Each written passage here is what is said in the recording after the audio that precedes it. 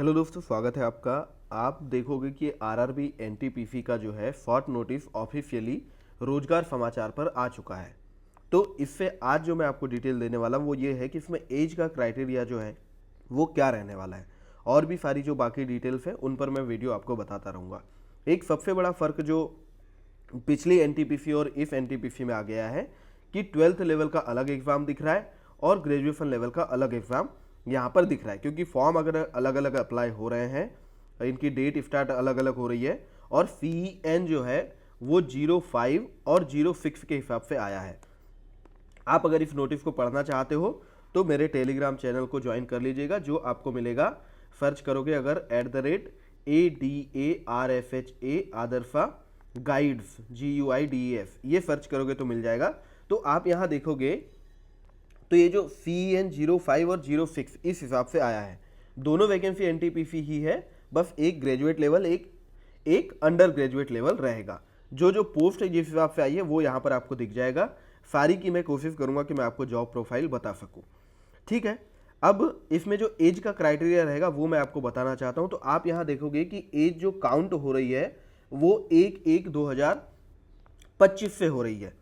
तो इसमें क्या होता था, पहले जो अंडर ग्रेजुएट लेवल की वैकेंसी आती थी, जिसमें आपको मैं दिखाऊं तो जो अंडर ग्रेजुएट लेवल की पोस्ट रहती थी उसमें जो एज रहती थी वो 18 से 30 साल रहती थी। मैं यहाँ बात कर रहा हूँ यूआर कैटेगरी की।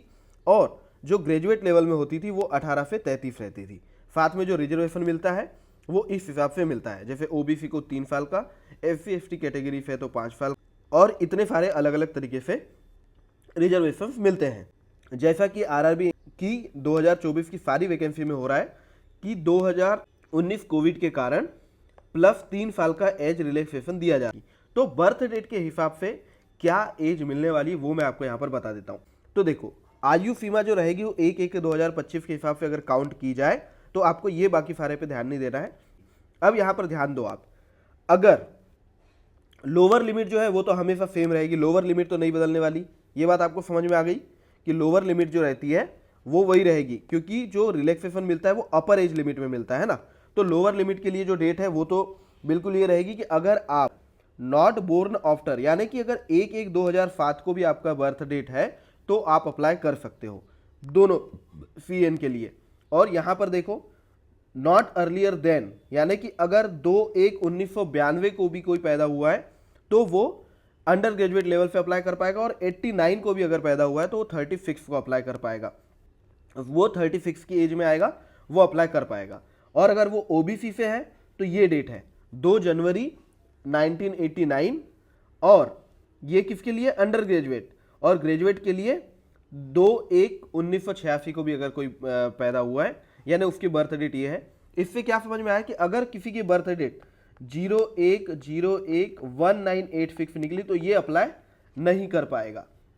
डेट क्या होनी चाहिए, 02/01/1986 या इसके बाद।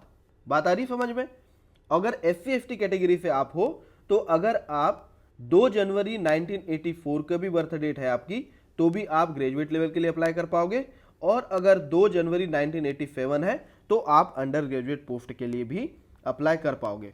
बात समझ में आ गई। इसमें और कुछ बताने के लिए नहीं है। एज रिलैक्सेशन कैसा मिला है, जो भी मिनिमम एज किसी भी कैटेगरी के लिए होती थी उसमें अब +3 इयर्स कर दिया गया है। किसी में भी, हर किसी में अपर एज लिमिट में +3 ईयर कर दिया गया, यानी यूआर में भी +3 हो गया। ओबीसी में जो 3 साल का रिलैक्सेशन मिलता था वो तो मिलता ही था, 3 साल और ये जो बढ़ के मिले, यानी ओबीसी को टोटल 6 साल का हो गया। SC/ST को जो भी मिलता था उसमें और 3 साल ऐड हो गया। तो ये जो बॉक्स के अंदर ये दिख रहा है इसको आप अच्छे से समझ लो। Thank you very much, all the best.